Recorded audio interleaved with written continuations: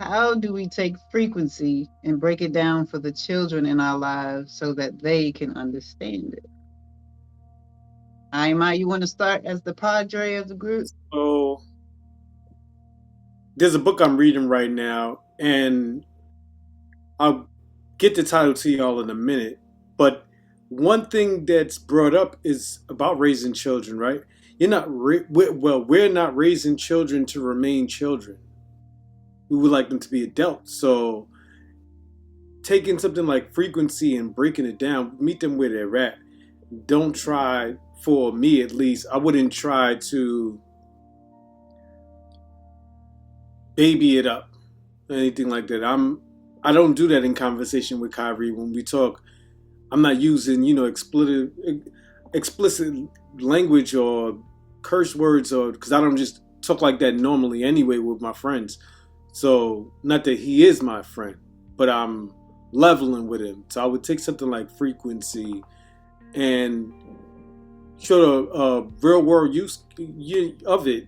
Like, if you're always bringing a certain attitude of I can't to any situation, that's the energy or frequency rather that you're showing up when adversity comes. So it's going to make it harder. We actually had a conversation about eating certain things, and in that conversation, I'm letting Kyrie know that, it's what we're putting in that allows us to get that real energy. So if we're getting natural sources of sugar from fruit, then we have something that's going to sustain rather than we eat a piece of candy and we get a short burst of energy. Now we're drained, our energy is a bit low. So that's how, I, in real time, break down frequency with the children in my life, because it's not just him, my nieces and nephews. I talk the same way. I joke and laugh. It sometimes, Uncle Manny gets a bit cuckoo, but we also don't baby it up. 100%. I feel like don't baby it up is so 100%. Like that's just, you know what I'm saying? Like I'm not gonna go into that because that to me could be its own whole episode about baby. But anyway, yeah, I also would take a an active approach. You know what I'm saying? I would through like, all right, so for example, the best way for me to explain through example way we do a meditation or a breathing exercise, and directly after let's sit down, let's discuss like how do you feel right now in this moment, like get an understanding of that energy, this and a third. Another moment they have an crash out moment and they're angry or this and the third.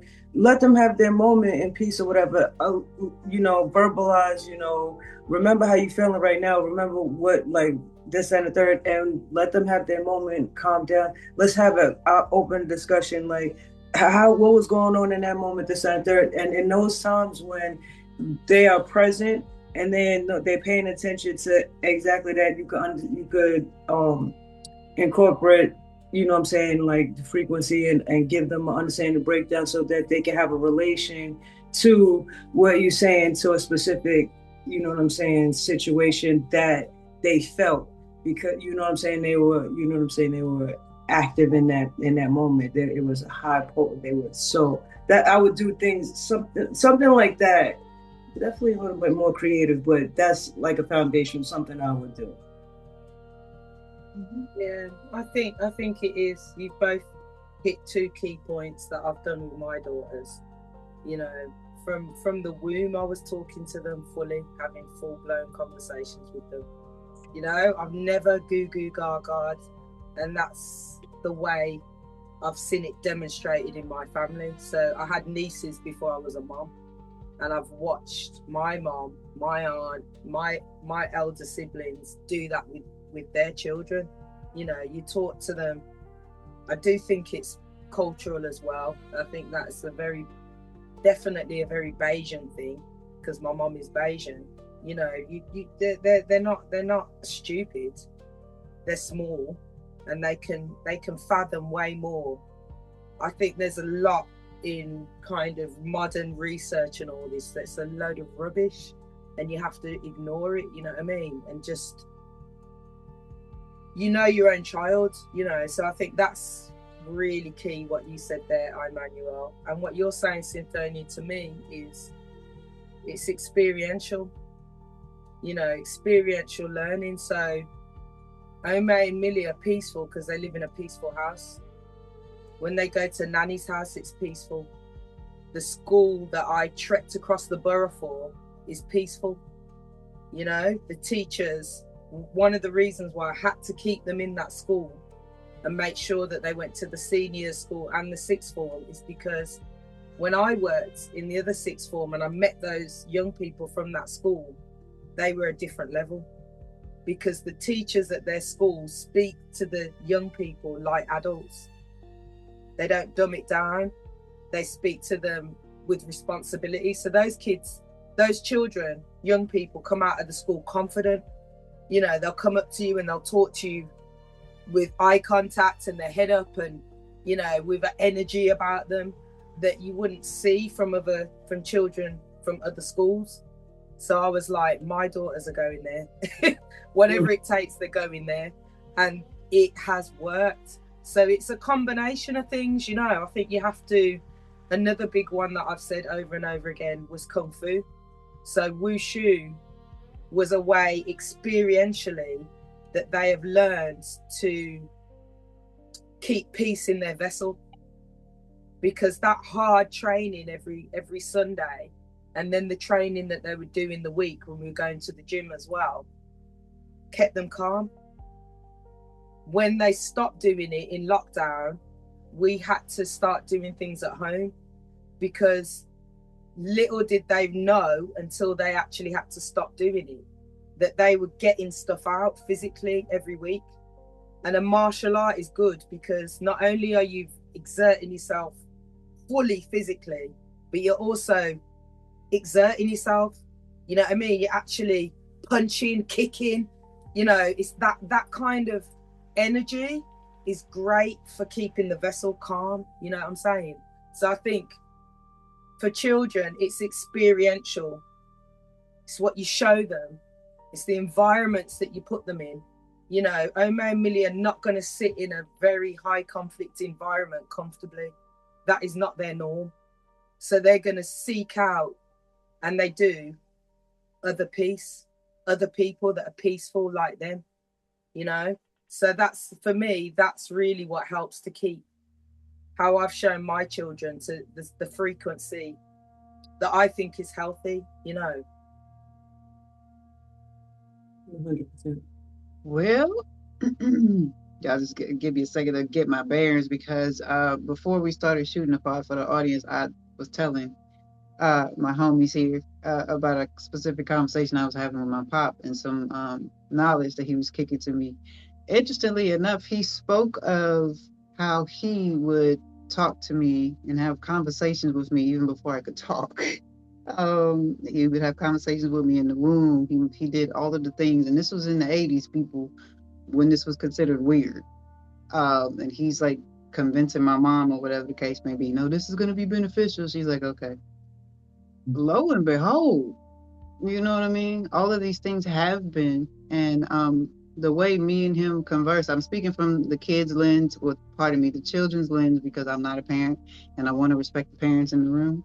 And I'm a bit distant from my nieces and nephews because they're all over the place, and my brothers and sisters are in different places in their lives. But from the perspective of the child who had an experience with both sides of the communication spectrum, right? I had the one parent who felt like it was beneficial for me to be talked to in my age bracket, but talked to as a person, as opposed to like goo goo gaga. And then I had the other parent who just wanted to shield me from everything.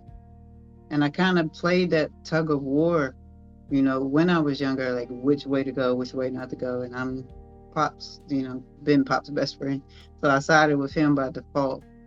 So I would say from the children's perspective, it is absolutely beneficial. And to IMI's point, it's interesting. I'm listening to it again. I probably run it back 3 or 4 times, but I'm actually listening to an audiobook. I don't know if it's the same, but but I listened to it in the Celestine Prophecy, and they were actually speaking directly to that point as well, how important it is to speak to the child as a person, because first of all, they learn from it, but also you never know what the child could instill in you. No matter what age we are, no matter what stage of life we are in, we are constantly getting messaging that we need to follow, right? And a lot of people miss a lot of the messaging because they're discrediting children as not worthy or not old enough or not mature enough. And in reality, there's a lot of game that they could give you, especially from the spectrum of, hey, they're living in a different reality than you are.